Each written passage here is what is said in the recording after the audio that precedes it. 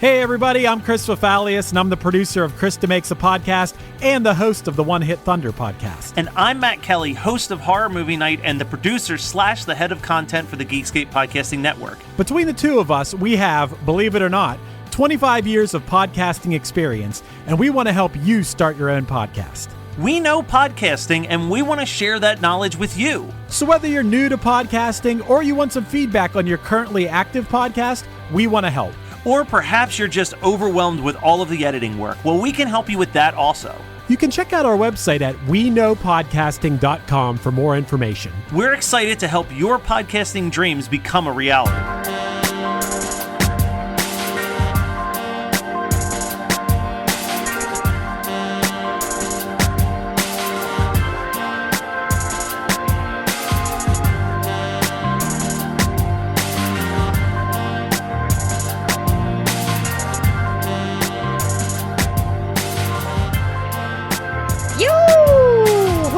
We never do an intro anymore. We don't do intros. Normally we don't do intros. But I'm gonna intro him because he's my best dude. We've got how do I explain my best dude? My favorite nephew. If Bobby or Kevin is listening to this, please disregard. It's the truth. We've got my nephew and my co-podcaster from BingetownTV. Hi, Luke. Hello. Thank you for having me, guys. This is why we don't do intros anymore, because they're awkward as fuck. I think that you made that suspenseful, Kathleen. Yeah, I'm never the one that is on the receiving end of it, I'm always the interviewer. So this is abnormal for me. Yeah. Luke gets a shout out in 4 different episodes, but they all end up in us going, fuck you, Luke. Like, joking around. Damn. And then I go, he's my nephew. It's fine. Well, I was actually listening to your guys' podcast recently. And first of all, I just want to say that I absolutely love the idea of your guys' podcast. I think you guys do a great job. And I think the first time I listened to it was probably maybe a year and a half ago when Julia was on it and she pitched the episode of Lost. And I was just so in love with the format and I was just in the right mood that it literally caused me to binge that entire series over the course of 3 or 4 weeks. So I love that I get to be part of this show because you guys have a great idea. I'm ready to talk the magicians today. Inspiring. Wow. Well, props. Oh my God, I can't speak. I was going to say props to producer Brat for the idea of the show, but I just got way too inside my own head that I just said props. So that's a word. We're talking about magicians today, people. Kathleen loves magicians. Luke apparently loves magicians. I guess it just runs in the fam. Yeah. We're talking about episode 1, season 1. I have a theory right now. I think that Kathleen has been secretly booking people as guests to talk about the shows that she wants to talk about, because it seemed like she may have forced Julia to pick Pretty Little Liars a couple weeks ago. And now all of a sudden Luke, who I listen to Bingetown constantly, and I don't doubt that Luke is a fan of the magicians, but I feel like if you ask Luke, he may have picked an episode of How I Met Your Mother instead. So I just want to make sure that there's not... Matt, you shut your fucking mouth. Matt, I gotta tell you right now how wrong you are, because this show is top 3 ever all time for me. And I have a detailed list of my top 50 shows. What's the other 2, if you don't mind me asking? I'm just curious. Game of Thrones is up there, and even though the ending is trash, and then Dark. Dark is the number 1 show ever. It is perfect from beginning to end.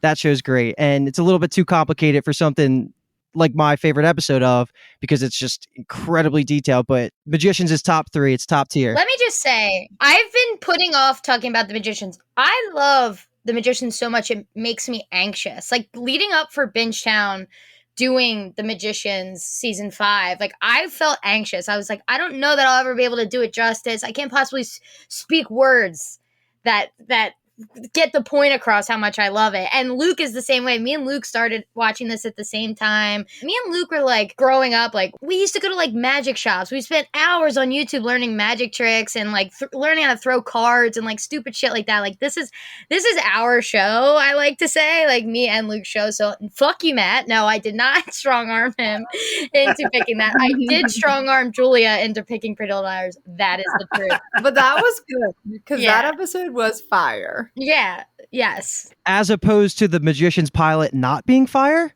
Well, we haven't recorded it yet. And I mean, I don't see you with cupcakes. There was cupcakes at the Pretty Little Liars recording. There was a secret when we were recording the Pretty Little Liars episode that is now public if someone wants to talk about it. Luke? Oh, Luke. Luke? So Julie's pregnant. Woo! Woo! You heard it from Luke first. It's true. We brought Luke on specifically to spread the news that our podcast, That's Julie. Luke's first magic trick of the show. I'm here for two reasons. The first is to talk about Kathleen's favorite show, and the second is to announce Julie's pregnancy. That's it. In out 10-minute podcast. So thanks for listening, everyone. Have a great rest of your week. So let's talk about this show, because I'm going to tell you guys that Oh no. when Kathleen talked about the magicians, I had no idea, like not a single idea what the show was about. Like obviously I knew it was about magic, right? I'm not that dumb, but I didn't know what to expect, right? So, and I would have never watched it had Luke not picked this episode. Even though Kathleen does try to sell it, she just I have weak taste in shows. Like I enjoyed Emily in Paris, and most people did not. It just shows the kind of person I am. So here's the thing about Kathleen. Every single show she watches, she absolutely loves. She gets super attached to the characters and the plot. She reads everything there is about the actors outside the show and stuff like that. So it's very hard to know when a show is really good or if it's just Kathleen good. And I'm here to tell you that The Magicians passes the filter test, and it's the best. Like, I'm not biased by her loving the show as much as me. It just is the best. This was my first time going back to the beginning and watching little things where I'm like, ooh, like Margot seems like such a different character, because I'm so used to like Margot after 5 seasons of growth. Elliot's kind of the same. A lot of the other characters, it's like, oh my God, I've seen these characters grow over 5 seasons. It's so weird to go back to when they're like babies and like they're not fully fleshed out yet, and like they can be put into like a singular box. Because what I think is cool about the show is that by the end of it, none of these characters can be defined by one singular trait, but very much in the pilot, they can be defined by one singular trait. Oh, yeah, I think you nailed it there, Matt. That's actually what I was a little bit afraid of for Julie, this being her first time experiencing The Magicians, is how in the beginning of it, the characters are so unrecognizable for where they end up going. And to back it up a tiny bit, how I like to describe The Magicians to people is it's just adult version of Harry Potter. And it's just a darker, collegiate version of Harry Potter, if Harry Potter was, high school, middle school. So shit gets really crazy. And then, to add on to what I'm saying about the characters, this is the type of show that when you pitch it on paper, you're going to focus on how fantasy driven it is and how plot oriented it is with all the magic that's going on. There's gods involved and all these kind of things that are just super magical. But contrary to what you would think, it's a very character driven show. And I think that that's what makes people really, really love this show. And I think the 3rd and 4th season got like above like 90% on Rotten Tomatoes. So it was universally loved and acclaimed. So, but again, it's not really the plot. It's you just fall in love with who these people are. And I would die for these actors. Like, and I have, I don't even know much about them outside the show. I would die for these people. They're so great and I love them. I do. Yeah, Kathleen, we know you do. Julie, did you like it? So I didn't think it was bad. My first note... I just saw Kathleen die on camera. Like, what do you mean, Kathleen? Do you want me to be, like, obsessed with it from one episode? Guess who was obsessed with it from one episode? You. And Luke. Oh, okay. I texted Kathleen a theory. What's your theory? I'm curious if it was the same as mine. I said that so far from watching episode 1, I'm Team Julia, but I think that Julia ends up being evil. Isn't that exactly what my theory was? It's a good theory, yeah. You think this is her villain origin story? Yeah, that's why I said, because I could see Julia going down like a Magneto route. Do we talk spoilers? Like, it doesn't matter at all?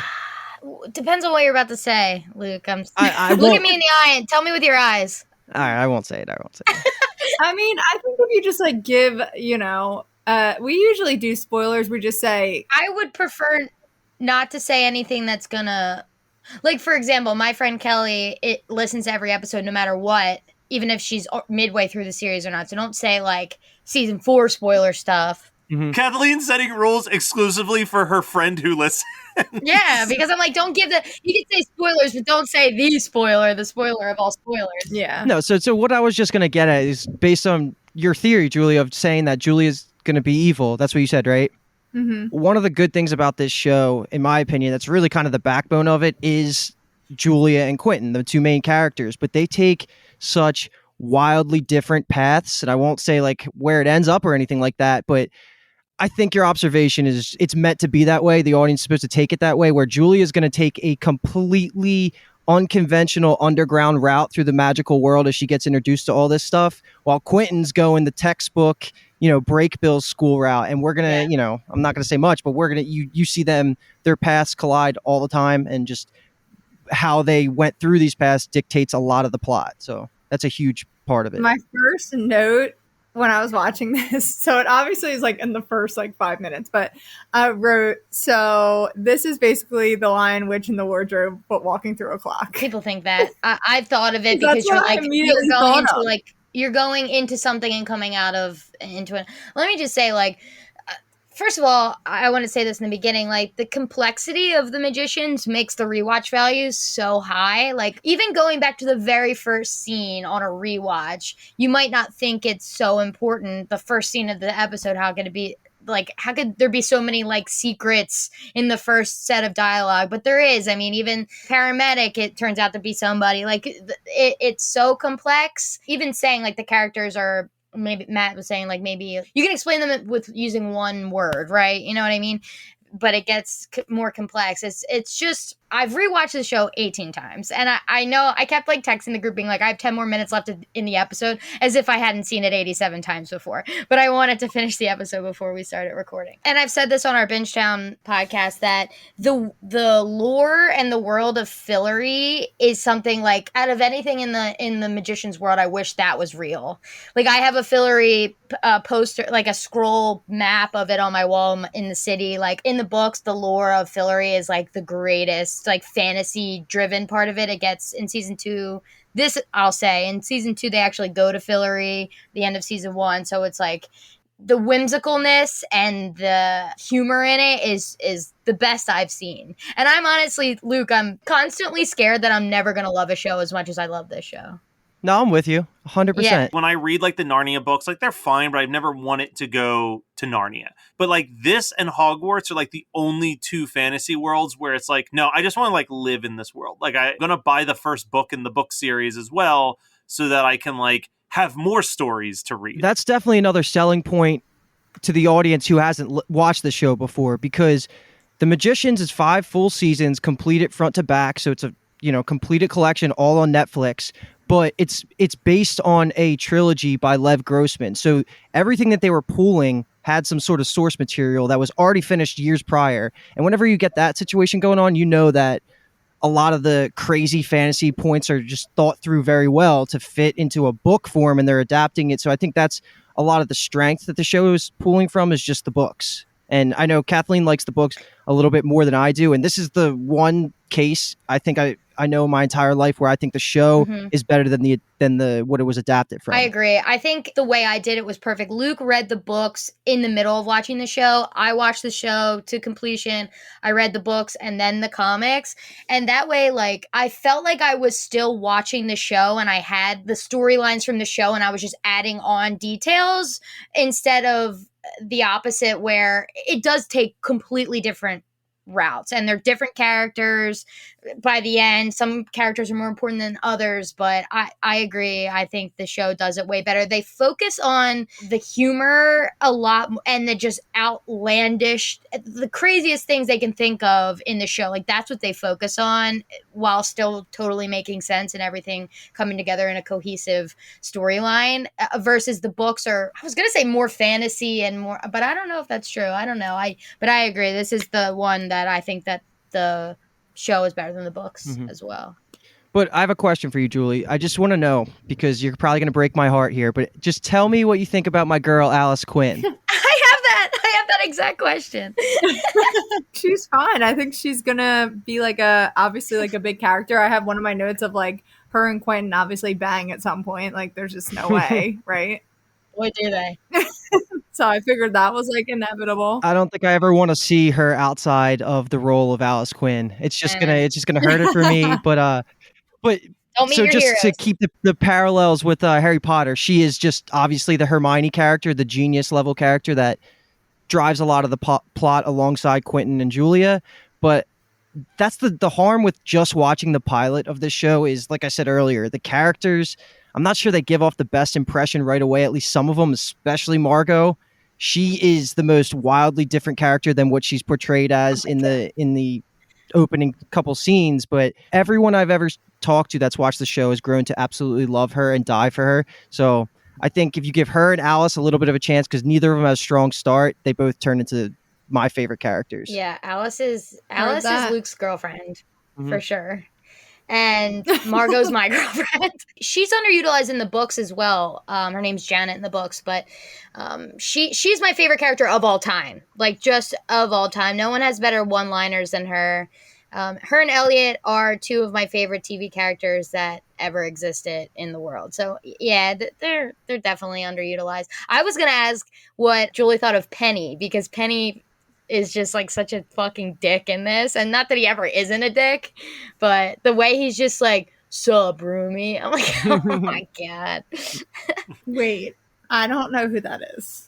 He's Penny. the one that has sex with the girl and they float in the air. Oh yeah, that Iconic. That's an iconic scene that you just glossed over real quick like that. But yeah, that was one of my notes. I was like, "Ooh, some freaky magic sex." That's I like this, but I didn't really have like much feelings towards him in this episode. I feel really stressed right now recording this because I feel like you guys have like really high expectations of my answers, and I'm letting you down with every question that you ask. So I hope that we could just stop asking me questions. This is why, for the record, this is why I didn't want to record The Magicians, because I knew this is how you were going to be reacting. And I'm like, I can't put myself through it. Like, you're making me feel like I'm the guest on the show, and it's making No, me we're just trying to include you because you're the only one who hasn't seen it before. I know. Well, I didn't know that Matt watched the show, so Matt's fake. And that's that. Let's talk about the Quentin Coldwater. Just my heart and my soul, the hero we all want, this normal, like, super nerd guy, depressed super nerd, like, come on, you better stop. This is Quentin Coldwater lives in my brain rent free. Everything about him I love him so fucking much. One of the characters that I immediately connect with when I watch a show. Of I'm like, course. okay, yeah. She said, "Do you think he's cute?" Oh, yeah. Oh, I think Quentin's cute. Absolutely. This is a hot boy show. Every Yeah. guy in this show is gorgeous. Mhm. See, I beg to differ here. What? I don't think he's hot. Maybe I'm questioning my own sexuality. I thought Julia was the hottest, and no one has spoken about that. Oh, well, we crowned her like the hottest, but we Bingetown TV. Okay, let's just get this out here. The Bingetown TV group chat, which we've had for years, is constant bang kill marries and like who's hotter, and it's the age old question, a tale's old as time: Margot or Julia and a character from the 100. Like, just trying to. No one really ever tops Julia, but I think the toughest matchup, and Margot really becomes an amazing character. She has like the most gorgeous hair, and her sass is out of this world. It's always between those two, which is a big hang up, but pretty much Julia trumps everybody except maybe Raven from the 100. But oh wow, what a comparison. I know. We've talked about this before, actually, on like literally a week ago when I was talking about Dead Like Me. It's hard when you're the person who's picked the thing and no one else has seen it, because I think Kathleen was the one that called out, like, when I was talking about how much I loved and like how much Georgia's speech about dying affected me, she was like, yeah, but you know Georgia. Yeah. And we don't. And like, that's what's so, because like, if I'm watching this, like, I would love to sit and have an in-depth conversation about how great the character of Elliot is, but it is like physically impossible to have that conversation with the very little that you're given of Elliot in this first episode. Because like, to talk about why Elliot is such a great, complex character, you've got to experience him for at least 3 seasons to like really just scratch the surface on why he's so important to me. Oh, absolutely. I just think it's hard to, like you're saying, do justice for any of the characters. So we can talk about the plot of episode 1, because the plot is lit, in my opinion. It's Like, so lit. is it okay to just talk about the ending, or is it too soon to jump right into that? Because I feel like I want to walk us through the episode, and you can get. I mean, half of it is really just like them joining the school, and the ending is iconic, and that's coming from me. Iconic. There's so much that happens in this. I swore that this was like a movie length episode. And then I was like, oh, they pack all of that into just 50 minutes? Like, not a second is wasted in this pilot. Absolutely. Like, the amount of... I was thinking the same exact thing. Like, you get a lot of Julia's origins to what her path's going to be ingrained with the introduction of magic into the world, into the test of magic, into break bills, into all these students that are at break bills that are going to be on this adventure for 5 seasons. There's a lot. You're right. I think it was a little bit longer. A cool thing about the Magician's World that we've been recently talking about on Bingetown a lot, because, by the way, we're covering season 5 on BingetownTV. Go give it a peep, give it a listen. But by the end of season 5, we go through so many different plot lines where, surprisingly, like math and science and all of this stuff is involved. Like it's and astrology and everything. It's not just like, hey, I'm doing these finger movements and now I shaved your head with, you know what I mean? I don't fucking know what I'm saying. But like, in order to be a magician and to do it well and to be efficient, you need to actually be kind of a genius to be really good and efficient at magic. Like you need to be an ace in fucking, I can't even think of any of the good maths. Calculus? OChem? I don't fucking know anything. Plantology? All the above. They cover that a little bit when Quentin says to Julia, like, look, we found videos of George Bush that like accidentally created magic when he was drunk. Well, that scene specifically always makes me go, my fucking God, if magic actually exists in this world and I don't have it, I'm so mad. We're both mad. We're breaking into break bills. I know. Well, I also like just in general how they cut to the beginning when Quentin is depressed and he's in and out of the psych ward and he's not happy. And then when they finally walk into mysteriously break bills, the coloring difference, how they make it like bluish grayish in the beginning. And then it's like he walks into break bills, Julia and him both. And it's like he's seeing color for the first time and it's going to change his life. His whole path is now changed. Fucking love this pilot. Yeah, and I think you talked about it a little bit earlier, Matt, and Kathleen, you just hinted at it again. Quentin is such a flawed character from his first scene that I kind of consider him the gold standard when it comes to relatable main characters. I just think that anyone that's watching this show in the first place has to have a tiny bit of nerdy side to them. I don't know if Julie counts because she's being forced to watch it, but anyone that's going to the Magicians organically is going to instantly connect with Quentin and see this kid who's just so full of amazement being introduced into a magic world in a dark version of, I keep saying Harry Potter, but that's pretty much what it is, where it's not going to be kiddie at all, but at the same time, it's still the most like magically beautiful thing that could have ever happened to this kid who was just obsessed with this world ever since he was a child. So I just love Quentin, and experiencing this world through Quentin's eyes, it makes a lot of people just gravitate towards him as a character. Did you feel that at all, Julie, or were you kind of just like, he's not cute, so you didn't care? Wow, that is like some big shade you just threw at me. You called Jason Ralph not cute? Valley girl. Yo, I'll tell you what, Luke, you call him like you see him. You just nailed that. Oh, my Matt God. knows Jason Ralph. No, Jason Ralph is the man. I was sitting here and I was like as you were talking, and I was like, damn, like he's like so passionate about this. Like maybe I should just watch the show. But now I'm like, fuck you, Luke. I'm not watching the show, and I will trash it until I die. Okay. There you sorry, go. Julie. There's the fuck you, Luke. There's the fuck of you, this Luke. episode. I've listened to so many episodes, and I'm hearing I've never seen Julie's face before, but I just feel like I know you because I've heard you talk on so many episodes, so I feel comfortable attacking. But I also get that from Kathleen it's like too. in your So blood, because Kathleen loves attacking exactly. me too. It's just in your guys' blood. Okay, That's my guy. one of the notes, like this is like so stupid, but it made me laugh at myself. So like Quentin gets like, he finds that the what is it, 6th chapter that they never had access to before, and he's like walking and reading it, and then like the paper blows and it's like leading him to like the test. But I wrote down, like, at what point do you stop chasing the paper? Like I would have given up when it went through the fence. Is that like the point? Because it's like calling him multiple things. I mean, you'll find out, and even in this episode, he's reading Fillory, and for like Julia literally yells at him, like, "Enough with the fucking Fillory shit! Like, stop, grow up." He would never let a page of a 6 Fillory book get away. Like, never, not in a million years. And the whole magic of it all. 1, just on principle. 2, on I believe it was calling him, like, he can't, like, he would never. Just never. Whereas Julia just like opened an elevator. Actually, what pissed me off, like I'm Team Julia, whatever, but she was like throwing so much shade at him about magic, but now she's being a big ass drama queen that she didn't get in. Like when you find out she didn't get into the school, which we didn't walk through this episode, and I'm sorry because I'm like, we'll get around to it. It's fine. But and she like pulls off her ring, and I'm like, oh shit! I thought she was gonna be like, let me come in, or I'm gonna like kill myself. That's what I was thinking. But then I'm like, damn, she's smart as shit. Cutting that, so then she has the memory of it. Like, back to liking you, Julia. You got this, girl. Pull it off. And it seems like she is. It's funny you say that because my first watch through of The Magicians front to back, like it took me a while before I really liked Julia. You like her very, very early on, like the first couple of scenes when she's being really nice to Quentin and stuff like that. But just the fact that it seems like she gets so dark so quickly.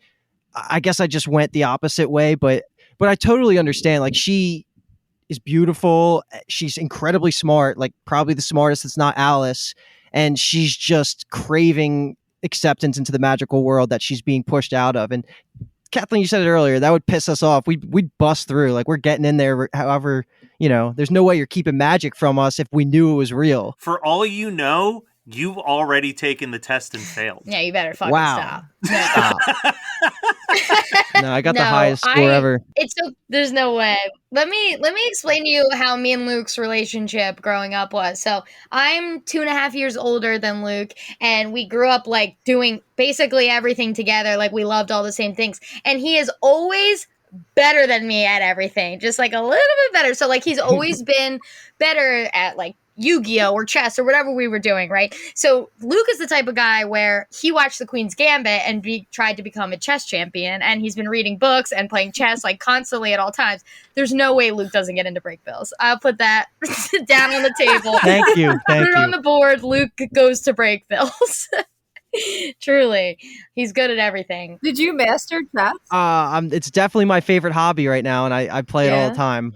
But I wouldn't say master. That sounds too much. But so here's a question for Lean then. Based on this scenario, what we've painted is a situation where Kathleen is the Julia to Luke's Quentin. Mm-hmm. In this realm, do you go to underground alternative college as quickly as Julia does? Yeah, I mean, I'm obsessive. Like recklessly obsessive about things. So yeah, I have an obsessive personality. I wouldn't be able to, especially if I knew Luke was there. Jesus. I'm figuring out a way. I would never leave you behind though, like Quentin does. Yeah, and I'll tell you, Quentin is a smug bastard. Like, especially in the scene where James calls Quentin at break bills. There's a scene where it gets a close up on Quentin's face and he just goes, "What happened?" But he's like has a smile and he's just like gazing upon break bills, and I'm like, dude, your girl's like in trouble. Like, hello, what the fuck? He does get a little smug about it, and especially in the first 3 or 4 episodes, it's like it evens out because you think Julia's being a little crazy, but it's also he's like gaslighting her almost in the first couple episodes. Another thing you got to keep in mind, it's really hard to notice it when you're watching it for the first time, but a lot of time has passed throughout this first episode. Like we have a couple of interactions that give this away. Like when Quentin is talking to Alice about the mark, the first time he sees her reading the book with the marking in it, he sits down and says like, "I'm going to fail because I've been doing all these classes." You have to assume that months and months have gone by already and they're going through these magical trainings, and at the same time Julia is just mentally deteriorating. It makes it seem like it's only 1 or 2 scenes later, but when James is calling Quentin, I'm assuming it's months, and she's just slowly becoming crazier. I agree. Yeah, that's a good point. because I didn't think like that. Like I was like, damn, she got dramatic real quick. Yeah. Yeah, I mean, he's like, you finally failed at something, and you don't know how to accept it. And it's like, damn, bitch, chill. Like, she's obviously sad, and it's her birthday. She's about to get like fake sexually assaulted in the bathroom. Can you chill? Can you like throw her a bone, please? To back up in that scene a little bit, just for Julie's educational purposes, that is the best glimpse of the true characters of Elliot and Margot, is the scene after Quentin is ready to just bounce, and you see them just like having a ball, partying with these random people that Quentin just introduced them to. They are just the most fun people ever. And I think they hinted at it earlier in the episode when Elliot and Margot were giving Quentin the tour and saying, don't ever come by our house if you have anything to do the next day. And if you continue with this show, you will see how these guys party, and they party very magically. So all that's just fun writing for the magicians writers to put in there, and they do it very well. Yeah. And they only hone in on their craft, baby, because it just gets better and better and better. I did like Elliot too. I should say that. Like I've been really only hyping up Julia, but I liked Elliot too. Yeah. Quentin Coldwater. Like the first time, for anyone who's watching this who's actually seen any, you get a really good payoff of Todd then being Elliot in a later season, doing the whatever her name is, like the Julia lookalike. I don't know, like the new Julia. And then she says, like, am I hallucinating? He's like, if you were, would that matter? It's like, Would okay. asking me help? Yeah, would asking me help. And Todd does it so good because Todd just wants to be Elliot. We're missing some Todd in this pilot. For sure. There's a couple of main characters that we are missing, but one we haven't talked about at all yet is Dean Fogg, who is the Harry Potter equivalent of the Dumbledore for this universe, except he is the most flawed version of a Harry Potter parallel. But Dean Fogg has the craziest ending and maybe the most important opening scene of the episode. That's just big picture meta stuff that they're talking about. So that doesn't mean much to you yet, Julie, but he becomes such a important character that's just, I don't know, Kathleen, how would you describe Fogg? I think that you take Fogg for granted, and now that we're in season 5, we talk about that a lot, how you don't give Fogg the credit he deserves. He, like you said, he's the Dumbledore, but you can't really explain Fogg until you get through season 1 and you get the big twist of season 1, and because then you get the full picture of everything he's been through. But yeah, true. it always bothered me actually in this episode how, like, knowing what we know about Fogg and the Beast, how he didn't have something ready for him in the classroom. It's like, really? Like, you didn't have a Rhinoman Ultra ready for the boy? Like, come on. The Beast is a fun character to talk about too, who is just the big bad of the season, partially the series. He is just with the moths everywhere. It's super intimidating guy, just absolutely powerful. His scene is one of my favorite scenes of the entire series and a lot of fantasy shows, and that's why I picked the pilot mostly, is that last minute when he walks up to Quentin and just looks him right in the eye and says, "Quentin Coldwater, there you are." And it's just so epic. It's so 0 to 100 in the first 50 minutes of this 5-season show. And like, I love the beat. I love the beat. I love his, I don't know if you noticed, but he has 6 fingers. They kind of focus in on that for a second. He's got his moths. He's got his little dance step that he does. Wow, this character's amazing. I loved the ending. There's going to be like a villain, right? I mean, you get the foreshadow of the fog on the mirror with the smiley face, so some shit's about to go down eventually. But I definitely wasn't expecting it in the pilot. And I loved at the ending when he like kills the head Dean guy and then rips out his eyeballs and makes the same smiley face on the desk. I was like, oh, iconic. That was my iconic moment. Truly is. That scene is 10 out of 10.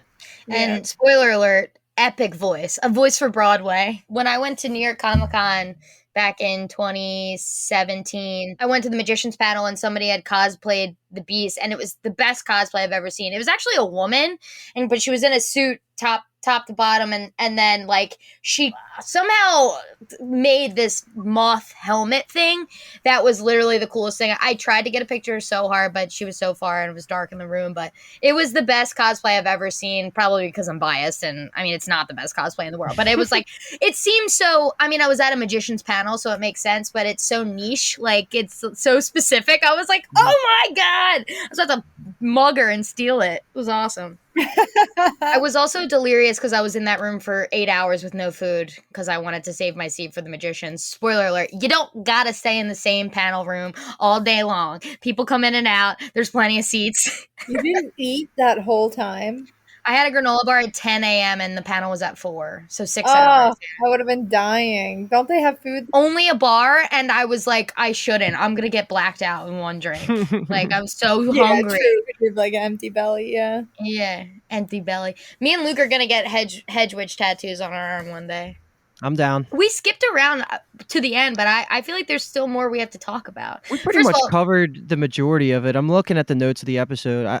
The only thing we really missed was a little bit like the intro, I guess, of Alice Quinn, but we talked about her. Penny and Katie grow in their relationship a little bit too. I'd like to say, and this isn't the less of what I like, but I love it anyway. So, you know, in Deathly Hallows Part 1, when Hermione narrates the Deathly Hallows and you get the animated walkthrough of all the Deathly Hallows. I love in cinema when they do that, TV, movies, whatever it is. In season 3, they do the same thing for the quest for the 7 keys. But this gives me similar vibes when Quentin's kind of narrating the Chatwins. You get the introduction of the Chatwins. We haven't really talked about them anymore. So the lore of Fillory is that whoever wrote the books, the 3 Fillory, or there's plenty, 5 Fillory books, it's about the Chatwins. So the twins and their older brother Martin. So Jane, Rupert, and Martin, and they go through the clock and they enter Fillory. I like the bits that we get. I like that it's like you can't choose when you get to go to Fillory. Fillory chooses for you, which is a big theme in the books. And I just love Quentin narrating it. And he says something like, "But this is no child's tale," or something. And I'm like, oh! I love it so much. It's so good. It's so deep and rich and such a good story within. And I would say the music of when, like, if you were gonna take a vacation, a weekend into my heart, like say you just like shrunk in size and you're taking a vacation into my soul, that music is playing in there on a loop at all times. And the music from when he's taking the exam itself, the just like that's the music in my soul. Just so you know, that's the scoring of my soul. The exam's another scene we didn't talk about, which was a really cool one. But I completely agree with you. This show slaps when it comes to music, whether it's their own original stuff or the songs that they bring in the future episode. Kathleen, you know what I'm talking about.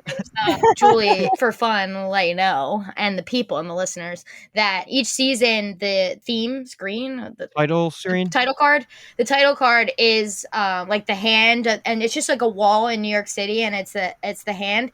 Every season, they put different graffiti on it based on what's going to happen during the season. Just another cool thing they do, especially when you're on like episode 1. Me and Luke started watching live pretty early on, so you watch it episode 1 live, and then you're like, "Ooh, what does that mean? Why are they like what? Why are there bees? Why is there a moon? Why is there a kraken? Like different stuff." So. Talking about like title cards and stuff that give you hints on what's to come. When Quentin makes a castle out of cards, I got a little bit of a Game of Thrones opening sequence vibe for a split second. I was like, ooh. I forgot how awesome that scene is. We just show me some magic, goddammit. Yeah. And then that scene says a lot about Fogg and Quentin, because that's just the classic fantasy trope where the main character just has this untapped raw power of just pure magic. And that kind of defines a lot of Quentin in the early seasons. Just someone who's a little bit rough around the edges, doesn't have the Alice and Julia touch, but just has the pure power. There's no other way to say it. And you know, that's why he's the main character. Pure love in his heart. Because guess what, Luke? Where does magic come from? Pain. Boy, does it. Boy, fucking does it. The way you looked at me, I was like, am I fucking wrong? He puts so much pressure on people and doesn't even realize she's doing it. No, magic comes from pain is the theme of all of the magicians. So it's like you're not gonna do your best magic when you're in love and happy. It's like you're the most forceful, like powerful magic comes from deep within because of all the feelings you're having, the dark feelings. So do you think that's why like Julia didn't start showing her magic until she didn't get in? That's actually a great point. I have a serious question. I'm gonna let Luke down. I just know it. I'm nervous and sweating. I've only ever seen the first Harry Potter. You keep comparing it to Harry Potter. Like, do I need to watch Harry Potter? Like, not that it has any tie, but it's like, if I'm not a Harry Potter fan, will I not be a Magicians fan? No, Magicians is like sexy and like drugs and it's fun. It's grad school. It's like they're literally going to Penn State and getting fucked up and like, but it's cooler because it's magic. There's full episodes of them getting like hazed, magically hazed, and they turn into geese and they fly to Breakville South and they fuck as foxes and like it's crazy. It's literally like the coolest show of all time. It really is. The writers, I want to shake every single one of their fucking hands and kiss them on the cheek and then kiss them on the mouth if one of them wants to. Well, I'll definitely say you should watch Harry Potter just for your own sake because it's the best. It's also really, really good. But Magicians is, a little bit more relevant right now. I think you would enjoy both of them because I think everybody would. But if sci-fi, fantasy, magic isn't really your number one thing, you don't have to watch all the Harry Potters. But I think they're amazing. I grew up on them. They're like my favorite books besides Game of Thrones. And I think that like what I have to do in order to watch the Harry Potters is I have to like schedule a vacation to Universal Studios. So then I understand the hype of Harry Potter world. Oh, like, that is one of the best places in the world. Now. And that's what everyone says. But like, if I went right now not seeing the movies, I wouldn't get half of what I'm looking at. I would just be like, wow, this is so cool. So it's basically like with me and Bingetown, the boys like, kind of. I was going to say they schedule like a How I Met Your Mother episode in like the 4th season. So then I have to binge up into the 4th season. It's like the only reason I'm watching it is because I have a reason to watch it. Like a push. Yeah. Exactly. Yeah. Like I wouldn't like sit down on a Saturday and watch Harry Potter. But like if I was going to Universal, I love the Harry Potter movies. I haven't seen them in a really long time. And that may just because J.K. Rowling is a fucking loser. Fuck you, J.K. Rowling. But she creates good books. Don't you hate to see that? Oh, I think Harry Potter is like Bible. It's something you have to know. How can you be our age and you've never seen 8 of the greatest movies of all time? I mean, it's just some of the best. I don't know. I feel like they're referenced so often in the media and our culture and stuff. I don't know. I think they're like, you have to. Yeah, everything that's like made nowadays that's any type of magic is pulling from it in some capacity. They directly reference Harry Potter and the Magicians multiple times. I think that there's people, I don't think people give enough credit to Deathly Hallows. This is going to sound weird, but like without Deathly Hallows Part 1 and Part 2, I think that there is a direct line to proving that would work, releasing like 2 parts of a movie that led to like the Marvel movies and led to like all of this other stuff. Like that was really the first time I can think of where someone was like, we're going to literally stop this mid-story and pick it up in like 7 months from now. And again, to coincidentally bring it back to the Magician specifically, in the pilot, the episode stops mid-scene. Like when the Beast walks up to Quentin and says, Quentin Coldwater, there you are. The next direct scene at the beginning of episode 2 is 5 seconds later. So they use that same kind of tactic, and they also do the same thing at the end of season 1, I think it is.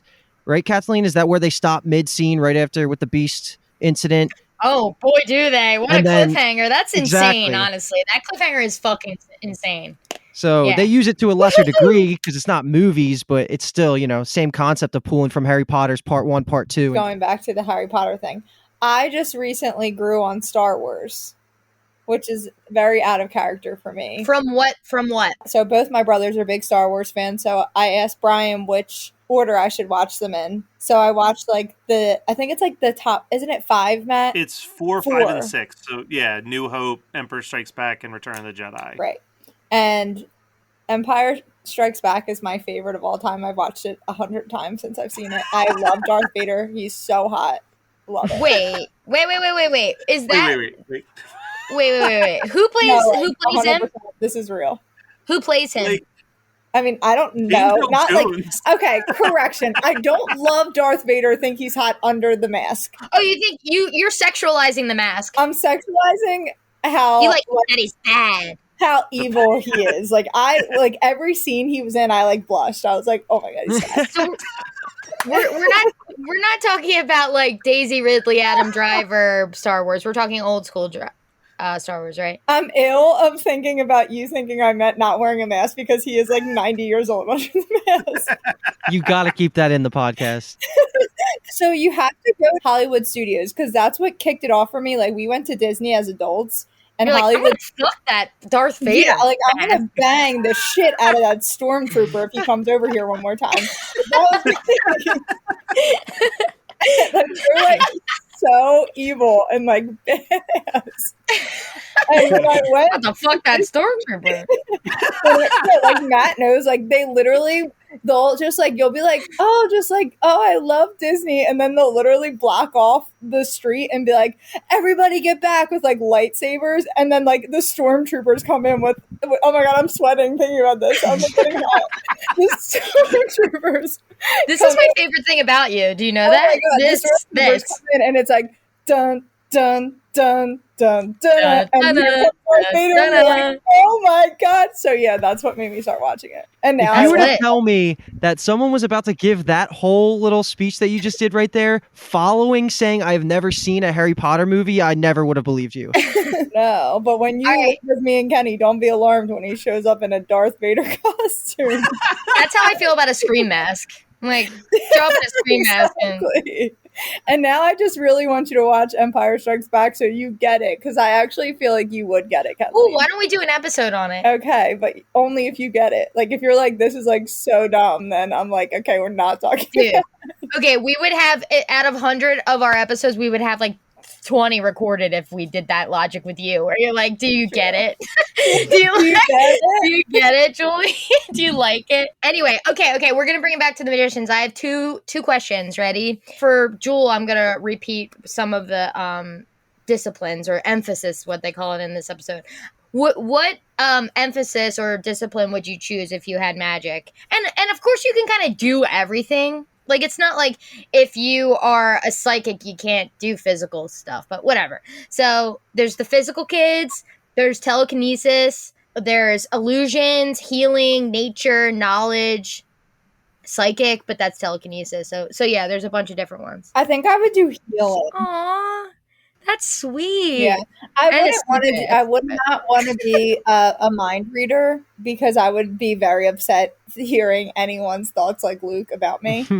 So definitely put me down for no on that one. But like healing, like, oh, love that.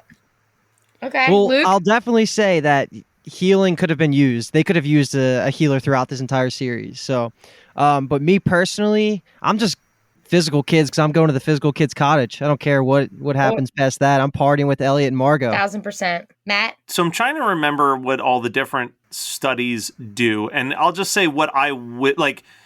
You know, you always get that question, like, if you could have one magic power, Yeah. you could have like one superpower, what would it be?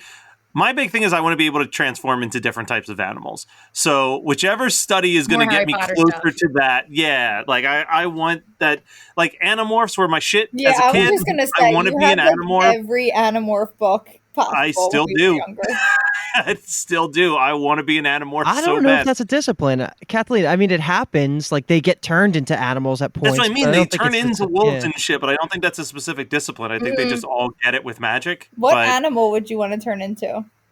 Oh, no, I'm going Animorph style because it's the cheat code of wishing for a superpower, because you can literally morph into however many animals you want. So if you want flight, morph into an eagle and you can go ahead and fly. If you want to be invisible, morph into like a cricket and like hang out in a corner where Yeah, I no one love can see you. that. You get That's all good. the superpowers under one umbrella. But what would be your first pick? Oh, my first pick would be I want to fly. I'd be like an eagle or something. Yeah, Just go that's good. soaring out. 100%. I used to always say if I could have a superpower, it would be to fly. This is the Bingetown special. Since we're here, we might as well do it. We do a Bang Kill Mary at the end of every episode, right? So in this scenario, lobotomy for Matt, me, and Luke. I'm talking first episode impressions. Throw away everything else you've ever known, okay? And we're doing the classics. We're doing Julia Wicker, Alice Quinn, and Katie Orloff Diaz. And I just impressed myself that I was panicking mid that I wasn't going to know Katie's last name, and then I pulled it out of nowhere. Wait, who is it again? So we've got Julia, Alice, and Katie. So Katie's the good banging one.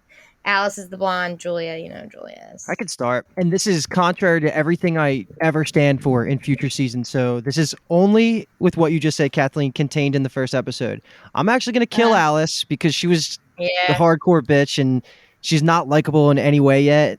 And she was mean to my boy Quentin. So I'm killing her.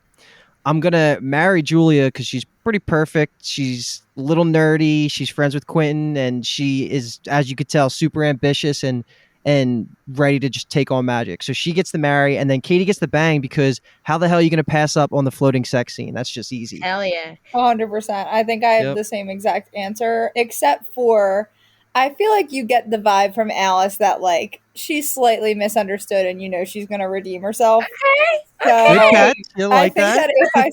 if I switched it up, I would kill Katie, right? That's her name? Katie? Sure. Fuck Julia and marry Alice. That's a great answer. We'll accept. That's my future Thanks. answer. Once you get more knowledge about it. Mm-hmm. I would kill Julia. Oh, okay. Julia's actually always been one of my least favorite characters anyway, but in this episode, Oh, that is ballsy. Kill Julia. Yeah, but this episode, I don't know. She's turning evil. No, thank you. I love a bad girl. I would bang Katie and marry Alice. Wow. I like dorky I'm into people. it. I love that you guys both married Alice. Alice is so your type, 100%. So a fun thing that we did, we decided that Katie's actually the one doing the sex magic during that bang. It's still up for interpretation. Is it Penny? Is it Katie? Who's to say? We think it's Katie, mostly because she's got like freaky underground magic in her back pocket at all times. Like there's a bit where they need to do battle magic, and she's like, meditate every day for 10 hours each, like for whatever, to be able to do battle magic every day. I'm like, this bitch is legit. But yeah, I'm gonna bang. It's so hard to throw away all of my knowledge in my brain. But I'm going to say what Luke said, and I'm going to marry Julia. Yeah, I'm going to marry Julia. I'm going to bang Katie, and I'm going to kill Alice. Katie was always being banged. I was just ready to flop the two of those, Julia and Alice. Because if you marry Katie, you get the floating sex all the time. Right. But you don't get Julia then. You don't get Julia. And you got to get like motion sickness at some point. Do we want to also do this with the three men? Oh, we might as well if we're here. We got the time. Hold on, I gotta pull the cast list up So, again. we're doing Quentin, Penny, and Elliot? Yeah, I think that's fair. Okay. Go ahead, Luke, start us off. Okay, so based on the first episode, I'm actually going to marry Elliot. Normally, once you get more exposure to Quentin, he's definitely the answer. But Elliot's the fun, bubbly one. He obviously knows his shit. He's good at magic. He's a little bit older. He's just incredibly fun. And he gives you an in to being best friends with Margot. So that's an easy marry. Quentin is a little too troubled and issued in the beginning, and you don't really understand him yet. So it's kind of hard to choose to marry into that because he's a little chaotic and his brain's all over the place. So I'm actually gonna kill Quentin. How dare you? Penny would be fun. I don't know he's a traveler yet, but he's a psychic, so you can do whatever you want. I feel like that'll be a great time at Breakville. So I'll bang Penny and kill Quentin. I would marry Elliot, bang Quentin, kill Penny. Why? Just because I said so. This one's actually really tough for me as I'm thinking about it, because I'm thinking about it from this perspective. And at the end of the day, I'm killing Penny. That's like a consistent thing. So Penny's getting killed. Now, where I'm torn is with the Quentin Elliot thing, because I'm thinking about it this way. In one sense, I relate very much to Quentin, so much so that to marry Quentin, I feel like would almost become a boring marriage. Marrying yourself. But then like the flip side is like, I think Elliot's too much of a partier for me. Like, I don't think I could keep up. Like, that's like a marriage that's going to definitely end in divorce. So like, I'm really torn between where I land with the two of those, especially if I'm basing it off of not knowing how they grow in the future. But marry Quentin, bang Elliot, I guess. Final answer. I am going to, God, I don't want to say the same, but I'm going to do the same as Luke. I'm going to marry Elliot. I'm going to bang Penny. And then I'm going to, because like, honestly, Penny's a dick, but he rides for Katie. Like, especially even in that first episode, I love when she's like, I'm obviously coming with you. And he's just like, okay. Like, he likes her right from the start. He's got the style, too. He's got the jacket and the boots. Yeah, he's killing it. You always see that chest. I love it. He's hot. We love Penny. We stand. So, yeah, I'm going to bang Penny, and then I'm going to kill Quentin for the same reasons Luke did. But let me just say, another small moment that I love, the entrance of Margot. So the first time we meet Margot is Elliot. Like, Penny and Quentin had just met. And the book's missing. The sixth book is missing. But Margot and Elliot pop in, and she's like, "That's him." And she's like, "He's not that cute." And you know that Elliot was like, "I met this cute little like freshman boy or first year boy or whatever." And I'm like, "I die, my chest." The actor that plays Elliot is hot. Oh my god, yeah. There's literally a scene in the last episode we covered where Aw, Julia looks at Elliot and is like, "You attract everybody. Like you're appealing to everybody. You're bound to attract some like bad ones or whatever." But he's just so like he's so lovable, but so flawed. He actually his actor went to school to be an actor in like this prominent acting school. I don't know where it was, but so he was born to play this part. He delivers every line so well. Mm-hmm. So Luke and Kathleen, how about you tell us about Bingetown before we end the episode? Good, Luke. Hit us with a little promote it. Bingetown gospel. Yeah, so we've been referencing it all episode, but Bingetown TV, Kathleen's other podcast, we run it with 5 other of our friends, good friends. The boys. And the premise is we're just super TV nerds, as you can tell by the name, and we just deep dive all of our favorite kind of shows. We mostly focus on sci-fi and fantasy, but we're not afraid to hit super dramatic and realistic crime, anything. Basically, your entire umbrella of good TV, we cover it. But yeah, so, give us a listen. We're currently covering season 5 of The Magicians, which this was perfect timing because that just dropped about a month ago. So it's a perfect time to just binge watch front to back season 1 to 5. And I promise you'll be as passionate about it eventually as me and Kathleen. And you can listen to that on all podcast streaming. Sure apps, can. Right? Spotify, Apple Music, Apple not music, but you know what I mean? iPhones. Geekscape.net, all of them. Everywhere. All right. Yeah, that's it. Luke, thanks for coming. Got any final things on The Magicians? It's the best show ever. If you couldn't tell, the passion was oozing from me, and Julie's pregnant. Woo! Woo!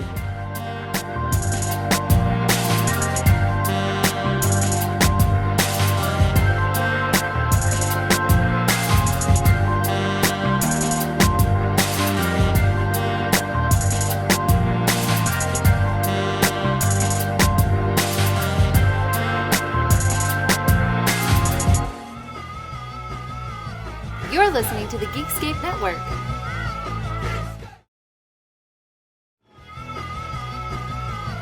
You're listening to the Geekscape Network.